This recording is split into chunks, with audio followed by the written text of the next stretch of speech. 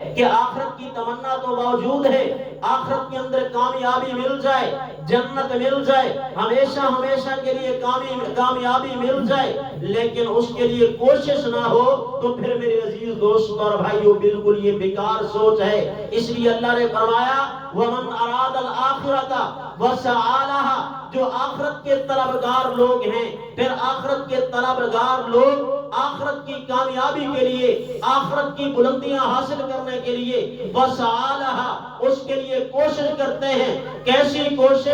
جو اللہ تبارک و تعالیٰ کے محبوب پیغمبر علیہ الصلوۃ والتسلیم نے بتائی ہے۔ آج دنیا کے اندر کوشش کرنے والے بہت سارے ہیں میرے عزیز دوستوں اور بھائیوں۔ جو رام رام کرتا ہے اس کا نظریہ بھی یہی ہے کہ مجھے جنت مل جائے، میں کامیاب ہو جاؤں۔ کوئی رہب میرے عزیز دوستوں اور بھائیوں، عیسائی رہب ہے، دنیا کا مال و متاع کو چھوڑ دیتا ہے، ساری زندگی شادی نہیں کرواتا، اور میرے عزیز دوستوں اور بھائیوں جنگلوں کے اندر چلا جاتا ہے۔ اس کی تمنا کیا ہے؟ اس کی آرزو کیا ہے؟ وہ بھی یہی چاہتا ہے کہ میں آخرت کے اندر کامیاب ہو جاؤں، میرا رب مجھے کامیابی عطا کر دے۔ لیکن میرے عزیز دوستوں اور بھائیوں، نہ رام رام کرنے کے اندر کامیابی ملے گی، نہ رہب بننے کے اندر کامیابی ملے گی، نہ کوئی میرے عزیز دوستوں اور بھائیوں ایسا آدمی جو لمبا چولا پہن لے اور میرے عزیز دوستوں اور بھائیوں اپنے گھر سے نکل دے، اپنے گلے کے اندر لمبی لمبیاں تسبیحاں ڈال لے،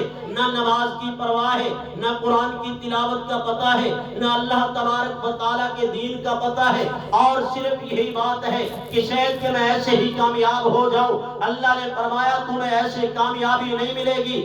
اگر کامیابی حاصل کرنی ہے تو پھر میرے قرآن کا مطالعہ کر، میرے محبوب پیغمبر کے فرمان کا مطالعہ کر۔ اگر میرے محبوب پیغمبر صلی اللہ علیہ وسلم کے فرمان کے مطابق اپنی زندگی بسر کرے گا، تسبیح پڑھے گا، وہ تسبیح کے اجر تجھ پر دیا جائے گا۔ میرے محبوب پیغمبر کے فرمان کے مطابق میرے قرآن کی تلاوت کرے گا، اللہ تجھے اجر عظیم عطا فرمائیں گے۔ اللہ تبارک و تعالیٰ کے محبوب پیغمبر علیہ الصلوۃ والتسلیم کے فرمان کے مطابق رمضان مبارک کے روزے رکھے گا، تب تجھے ثواب ملے گا۔ اور فرمایا وَمَنْ أَرَادَ الْآخِرَةَ وَسَعَى لَهَا سَعْيَهَا وَهُوَ مُؤْمِنٌ، سب سے پہلی شرط کہ کون آدمی کامیاب ہوگا؟ اور جس نے نیک اعمال کیے، اور نیک اعمال کا دار و مدار کب ہے؟ کہ وَهُوَ مُؤْمِنٌ، اس آدمی کے دل کے اندر ایمان بھی ہو، وہ ایمان والا ہو، اللہ کی ذات پر ایمان رکھنے والا ہو۔ جب مومن آدمی اللہ تبارک و تعالیٰ کی عبادت اور ریاضت کرتا ہے تو اللہ تبارک و تعالیٰ اس کو دنیا اور آخرت کے اندر کامیابی عطا فرما دیتے ہیں۔ اور مومن میں سب سے پہلی بات، سب سے بنیادی چیز کیا ہے؟